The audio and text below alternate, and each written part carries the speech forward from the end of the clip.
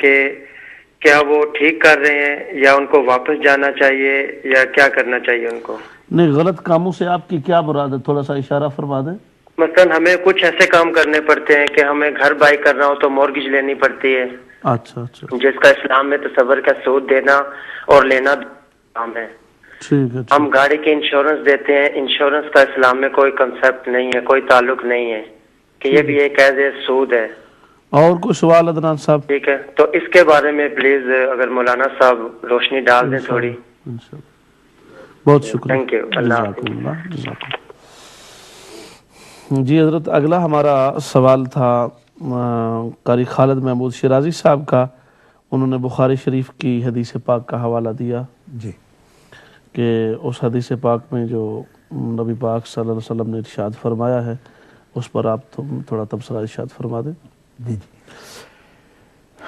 حدیث پاک جو انہوں نے پڑھی ہے بخاری شریف کے اندر وہ موجود ہے، اور اس میں سرکار دو عالم علیہ السلام نے فرمایا ہے کہ صحابہ اکرام علیہم الرضوان کو کہ تمہارا رکوع خشوع نماز کے اندر جو ہے وہ مجھ سے چھپا ہوا نہیں ہے، اور میں جس طرح اپنے آگے دیکھتا ہوں اسی طرح اپنے پیچھے بھی دیکھتا ہوں، یعنی تمہارے رکوع خشوع سجود جو ہے وہ مجھ سے چھپا ہوا نہیں ہے۔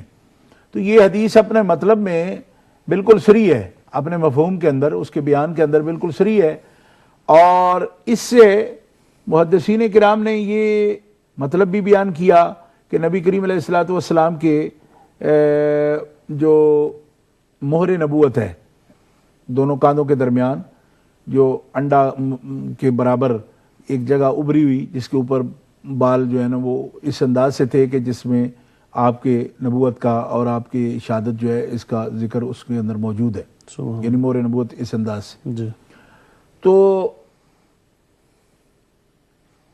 بعض محدثین کا یہ خیال ہے کہ اس کے اندر شاید آنکھیں تھیں جس سے آپ دیکھتے تھے۔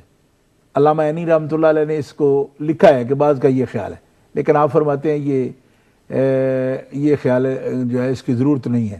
کیوں؟ کہ اگر آنکھیں ہی ہوں اور آنکھوں سے آپ دیکھتے ہوں تو پھر تو آنکھوں سے سارا جہان دیکھتا ہے۔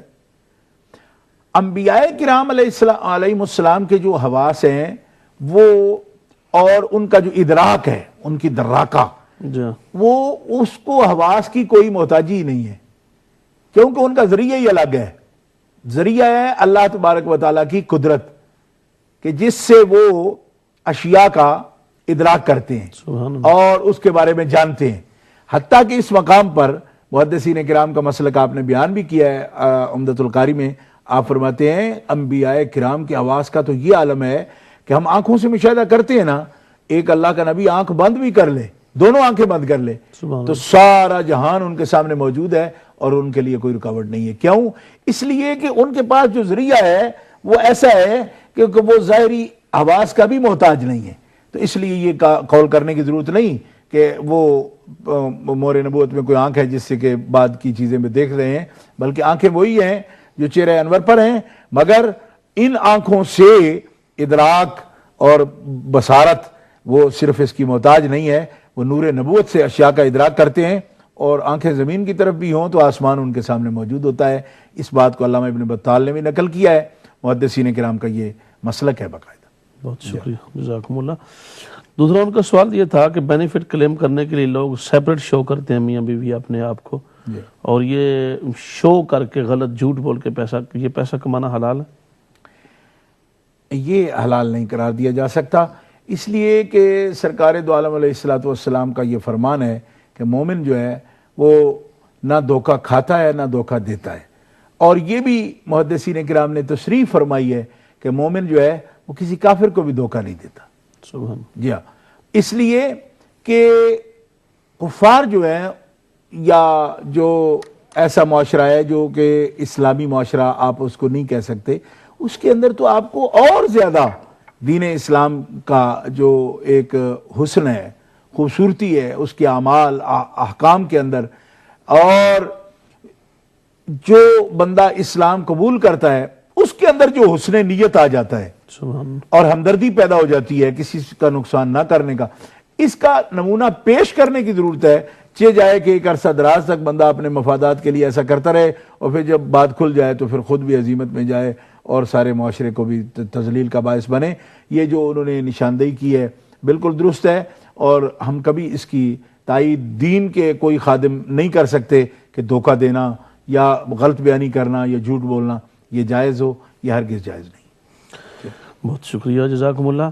اکثر نمازی احباب امام صاحب کی غیبت کرتے ہیں، ان کی توہین کرتے ہیں، کیا ایسے مقتدیوں کی امام صاحب کے پیچھے نماز ہو جاتی ہے؟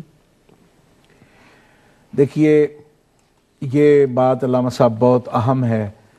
امام جو ہے، امام پیشوا ہوتا ہے، قائد ہوتا ہے اس جماعت کا جن کی وہ امامت کروا رہا ہے.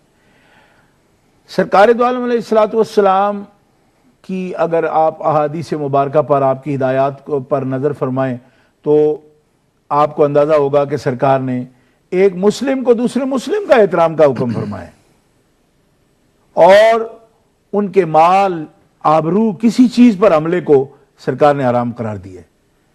یہ تو ہر مسلم کے لیے. سبحان. اور جہاں تک پیشوا کا تعلق ہے تو وہ تو پیشوا ہے، امام ہے. اس کی عزت کرنا، اس کی تکریم کرنا، یہ اس کے منصب کا تقاضا ہے کہ ہم جس کی اقتداء میں اپنے رب کی بارگاہ میں پیش ہوتے ہیں تو ہمارا وکیل ہے. یعنی اللہ کی بارگاہ میں ہماری التجائیں وہ پیش کر رہا ہے، اس کی قرات ہماری قرات فرمائی گئی ہے. سبحان اللہ. دیکھیے نا کہ اگر ایک آدمی نماز پڑھ رہا ہے امام کے پیچھے تو وہ قرات نہیں کر رہا. قرات فرض ہے نماز کے اندر، جو یہ فرض بھی امام کا پڑھنا اس کا پڑھنا ہے. سبحان اللہ. سرکار کا فرمان ہے کہ جس کا امام ہے تو اس کی قرات، اس کا امام کا پڑھنا مقتدیوں کا پڑھنا ہے. اتنا بڑا ذریعہ ہے ہمارا کہ ایک فرض جو ہے ہمارا وہ ادا کرتا ہے، اور اس اکیلے کا ہم سب کی طرف سے قبول ہو جاتا ہے. سبحان اللہ. جی کفایت کر جاتا ہے ہم کو، تو وہ بہت بڑا ذریعہ ہوتا ہے.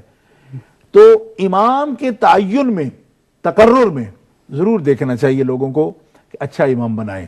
لیکن جب بنا لیں امام تو پھر اس بات میں جب تک کوئی بہت ایسا اس کا جو کام ہے، کوئی فوش بات اس کی دیکھ لیں، کوئی کبیرہ دیکھ لیں، اس پر بھی متولی کو آگاہ کریں، اور اس کے معزولی جس طرح اس کا تعین ہوا ہے اس طرح اس کو معزول بھی کیا جا سکتا ہے عزت کے ساتھ. لیکن امام کے ہتک کرنا، اس کی توہین کرنا، اہانت کرنا یہ بڑا بدترین جرم ہے، اور اس سے پرہیز کرنا چاہیے. اس سے ہی دین اسلام کی جو امان اٹھ جاتی ہے نا، عزت نہیں رہتی، تقدس نہیں رہتا. وہ اسی وجہ سے نہیں رہتا کہ جو ہمارے لیے ذریعہ بنے ہم اس کی بھی توہین کریں، تو پھر کس طرح دین کے احکامات کی عزت رہے گی. احکام دین، امام کی عزت کرنا، اصحاب علم کی عزت کرنا یہ ہمارے دین کا تقاضا ہے. انہوں نے شاید یہ بھی آگے سوال کیا تھا کہ ان کی نماز ہوتی ہے نہیں، تو جس کے بارے میں بغض یا کدورت ہوگی دل میں، اس کی اقتداء کیسے درست ہوگی. بہت شکریہ، جزاکم اللہ. رحمان بھائی نے لندن سے یہ سوال کیا تھا کہ ٹوتھ برش کے اندر جو بال ہوتے ہیں وہ پلاسٹک کے ہوتے ہیں یا کس چیز کے ہوتے ہیں. میں نے اس سلسلے میں ڈاکٹر سے مشورہ یا سائنٹیفک لوگوں سے کیا. انہوں نے یہ کہا کہ یہ خواہ کی افواہ، اس میں خنزیر کے بال نہیں ہوتے، یہ پلاسٹک کے بال ہوتے ہیں برش کے اندر، اور اس کو استعمال کرنے میں کوئی حرج نہیں ہوتا. آپ مزید اس پر کچھ فرمانا چاہیں تو. ٹھیک ہے. اصل میں یہی بات ہے کہ کئی ایسے ایشوز مختلف اوقات میں اٹھتے رہتے ہیں.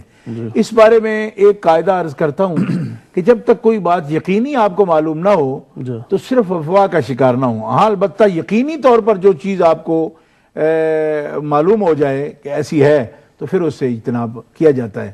تو جب تک یقینی طور پر معلوم نہیں، افواہ ہے، تو پھر جیسے آپ نے تحقیق کی ہے کہ ایسا کچھ نہیں ہے تو پھر ایسی بات پر یقین کرنا چاہیے، اور ضروری نہیں کہ اس طرح کوئی بھی افواہ اڑے تو فوراً آپ جو ہے نا اس کے پیچھے چل پڑیں. جزاکم اللہ. حضرت یہ ہمارے آج کے پروگرام کا شاید آخری سوال ہے. طارق محمود صاحب نے مانچسٹر سے پوچھا کہ حق چار یار کا نعرہ، اس کو شروع کرنے والے دیوبندی ہیں، وابی ہیں.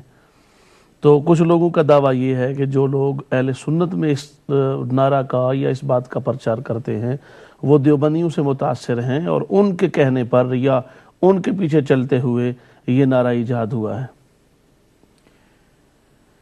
بسم اللہ الرحمن الرحیم. یہ بات غلط معلوم ہوتی ہے. اس کی وجہ یہ ہے کہ دیکھیے اجلہ اکابر جو لوگ ہیں ہمارے اہل سنہ کے صدیوں پہلے، وہ چار یار کا اصطلاح بھی استعمال کرتے ہیں، نعرہ بھی لگاتے ہیں.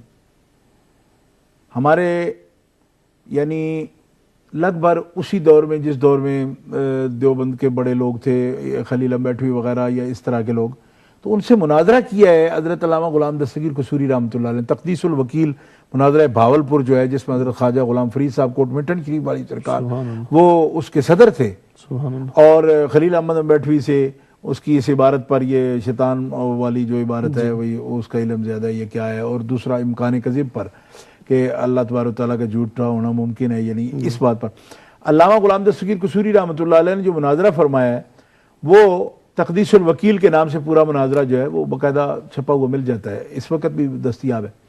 علامہ غلام دستگیر قصوری رحمۃ اللہ علیہ کی اپنی کتاب ہے مناقب چار یار، ٹھیک ہے جی، اس دور کی یعنی ایجاد ہے، وہ جو کتاب ہے تصنیف ہے ان کی، وہ اہل السنہ کے وہ عالم ہیں کہ جنہوں نے عرب تک اور پوری دنیا میں دیوبندیوں کے خلاف کام کیا، حتیٰ کہ ان کے جو بڑے ستون مانے جاتے ہیں دیوبندیوں کے، ان کے ساتھ جس براہ راست مناظرہ کیا ہے وہ یہی ہستی ہیں۔ سبحان اللہ۔ تو یہ مناقب چار یار تو آپ کی کتاب کا نام ہے۔ سبحان اللہ۔ اچھا، اس کے علاوہ ہم پہلے بھی یہ بات عرض کرتے رہے بڑے ادب کے ساتھ کہ یہ نعرہ حضرت بابا فرید الدین گنج شکر سرکار کے درگاہ شریف کا صدیوں پرانا نعرہ ہے، اللہ محمد چار یار حاجی خواجہ قطب فرید۔ اچھا، اس کے علاوہ آپ دیکھیں حضرت مولانا جلال الدین رومی رحمۃ اللہ تعالی علیہ سرکار کا جو مثنوی شریف ہے، اس کے اندر باقاعدہ یہ شعر ہے، مونس احمد بمجلس چار یار۔ سبحان اللہ جی، تو اس سے جو لوگ انکار کرتے ہیں، دیکھیے ہر دور میں یہ حضرت اعلیٰ حضرت مولانا شاہ احمد رضا خان رحمۃ اللہ تعالی علیہ نے جناح بنیں گی محبان چار یار کی قبر، جو اپنے سینے میں یہ چار باغ لے کے چلے اللہ جی۔ پھر حضرت میاں محمد صاحب عارف کھڑی رحمۃ اللہ علیہ، پہلا یار، دوجا یار، تیجا یار، چوتھا یار، باقاعدہ اس کہہ کے صراحت کے ساتھ چار یار کی تعریف میں حضرت میاں محمد صاحب کے اشعار موجود ہیں جی۔ احادیث مبارکہ میں نے پہلے سوال میں دو احادیث مبارکہ کا حوالہ میں نے پیش کر دیا، تو اس لیے چار کے ساتھ کوئی اس قسم کی بات نہیں ہے۔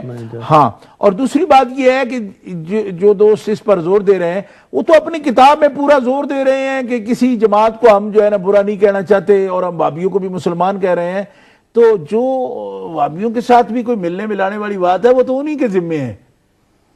جو چار یار کا نعرہ لگا رہے ہیں وہ تو خوارج کے خلاف بھی سب سے زیادہ میدان میں وہی ہیں۔ سبحان اللہ۔ یہ تو ہمارے رویے سے لوگ جان سکتے ہیں کہ ہم ان سے کوئی چیز ادھار مانگ کے استعمال کرنے کے قائل ہیں۔ ہمیں پر تو یہ الزام ہے کہ ہم سوارم الہدیہ کو جو ہے نا زیادہ فالو کر رہے ہیں، اور ہم ان کو دائرہ اسلام سے خارج سمجھ رہے ہیں، جو دین اسلام سے باہر ہیں، تو ہم ان سے کیسے لیں گے؟ ان سے لیا ہوتا تو پھر آج اس صف میں سوارم الہدیہ کا جھنڈا ہمارے ہاتھ میں ہوتا، یا اسامہ الحرمین کا جھنڈا ہمارے ہاتھ میں ہوتا۔ کم از کم اتنا ہی غور کر لیا کریں۔ باقی یہ ہے کہ یہاں لوگ بھولے بہت ہیں، میں یہ سمجھتا ہوں کہ ہیں تو بہت سمجھدار، مگر ون میں بہت جاتے ہیں اور غور کوئی نہیں کرتے کہ غور کس کی طرف ہمیں لگا رہا ہے۔ تو ایسی باتوں سے میں پھر بھی بہرحال میں تو